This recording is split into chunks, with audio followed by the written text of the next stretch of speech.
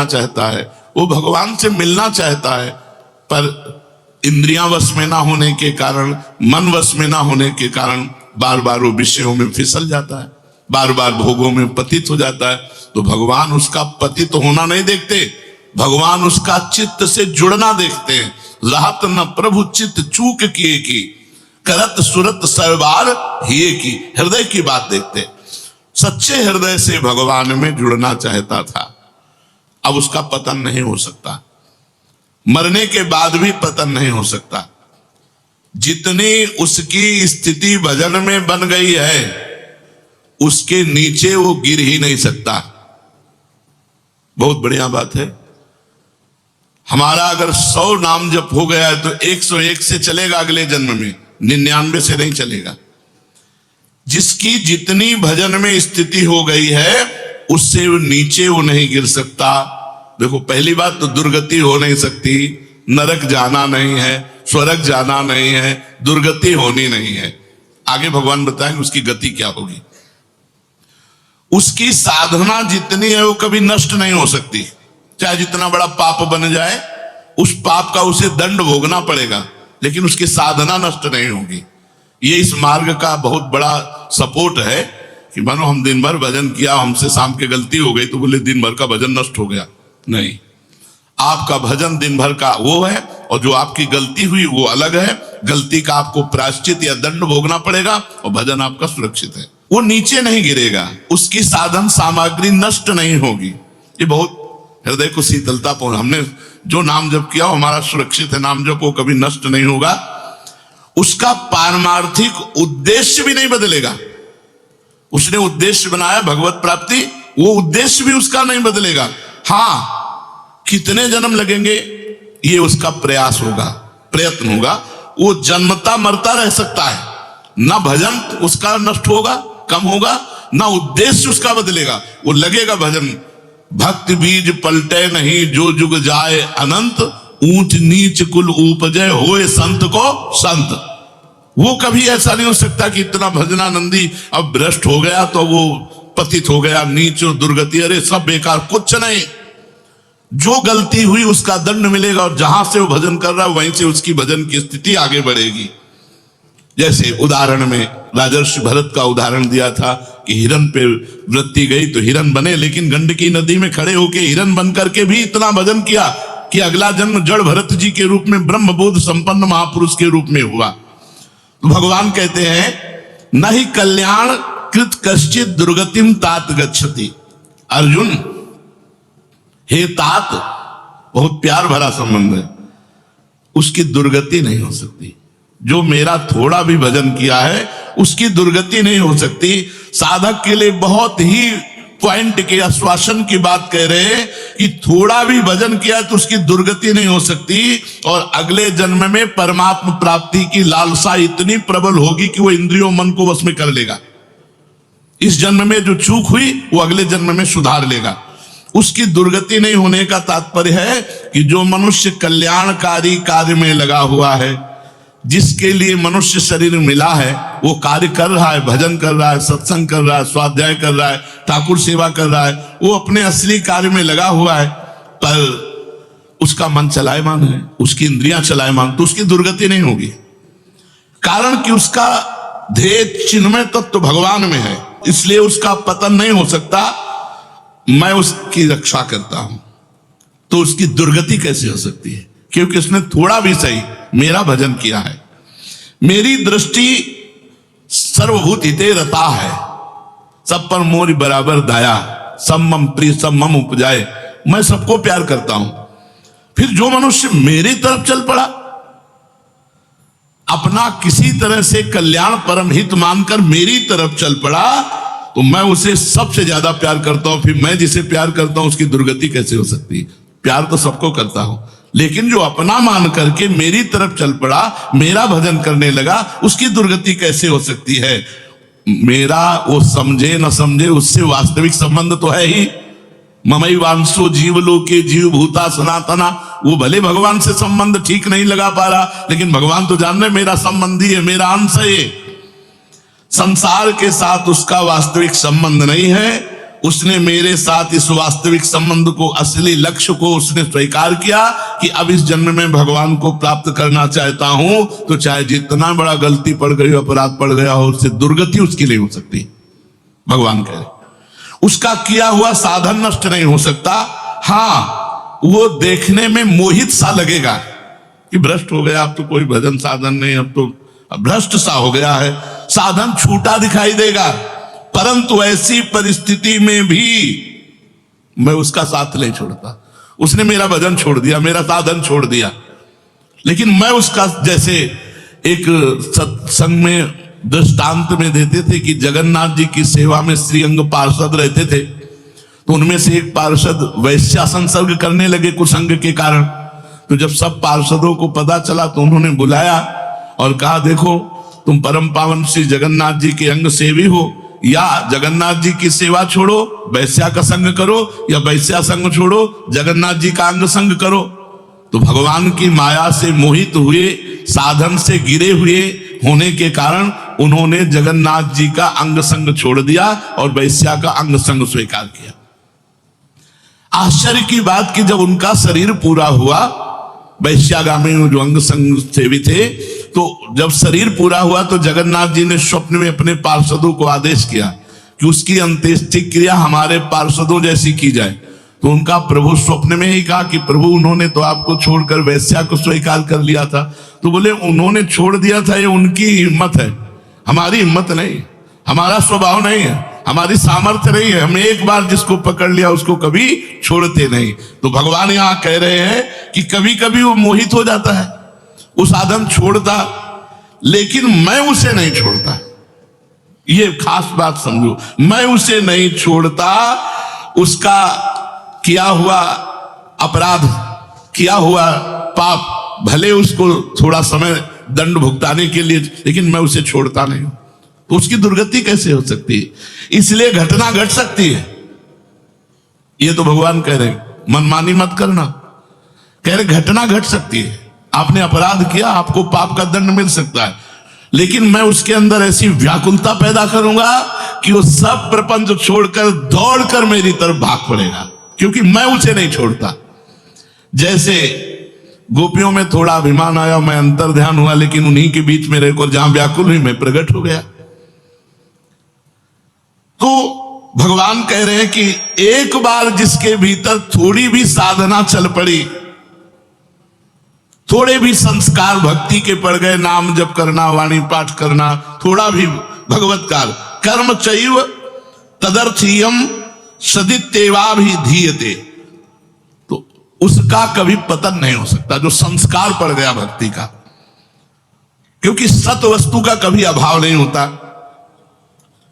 तो फिर प्रभु गति क्या होती है उसकी? तो भगवान कह रहे, प्राप्य पुण्य कृताम लोका नुषित्वा शाश्वती समाह शुचि नाम श्रीमताम गेहे योग भ्रष्टो भी जायते। आहा, प्राप्य पुण्य कृताम लोकान, उसने गंगा स्नान किया है, उसने नाम जप किया है, उसने वाणी पाठ किया है, उसने ठाकुर सेवा की, तो कोई साधारण है? बहुत बड़ा धनी है। भले लोक भ्रष्ट हो गया है, भले इंद्रियां उसके कब्जे में नहीं, भले मन उसके कब्जे में नहीं, लेकिन साधारण जीव नहीं है, वो भगवान का जन है। उसने नाम जप किया है, वाणी पाठ किया है, ठाकुर सेवा की, धामवास किया, तीर्थ अवगान किया। प्राप्य पुण्य कृताम लोकान, जो बड़े बड़े याज्ञिकों को, बोले इतने यज्ञ किए, अश्वमेध यज्ञ किए, बड़े बड़े याज्ञिकों को जो सांगो पांग करते हैं, उन लोगों को स्वर्ग आदि लोकों पर अधिकार होता है। इसलिए वो पुण्य कर्म कहते हैं तो पुण्य लोक उनको प्राप्त होते हैं। पाप कर्म करने वालों को नरक भेजा जाता है। परंतु साधक पुण्य कर्म थोड़े किए, भजन किए, तो जैसे किसी रास्ते में चल के उसकी वीआईपी व्यवस्था की जाए, ऐसी व्यवस्था उसकी होती है स्वर्ग में। जितने दिन उसको अगला जन्म नहीं मिलेगा, उतने दिन भारी व्यवस्था स्वर्ग में उसकी होगी। पुण्यवताम लोके, जो बड़े बड़े पुण्य आत्मा पुरुष प्राप्त करते हैं, इतनी अमुक यज्ञ की, अश्वमेध यज्ञ की सांगो पांग, उनको उसकी वीआईपी व्यवस्था होगी। प्राप्य पुण्य कृताम लोका नुषित्वा शाश्वती समाहा, उसको शुभ कर्म का परिश्रम, बड़े बड़े परिश्रम करके जो स्वर्ग आदि के भोग प्राप्त करते हैं, उसे न प्रार्थना करनी पड़ी है, न शुभ कर्म करना पड़ा है, न यज्ञादि कर्मों का सांगोपांग अनुष्ठान करना पड़ा है, उसकी ना स्वर्ग की चाह है तो उसकी व्यवस्था होगी। शरीर छूटते ही दिव्य लोक में जाकर के दिव्य भोगों की व्यवस्था, क्योंकि मन चंचल था ना, इंद्रियां चंचल थी ना, मृत्यु लोक के भोगों, ले भोग स्वर्ग के भोग, सुंदर सुंदर जितने भोग हैं उन सब की बाहुल्यता।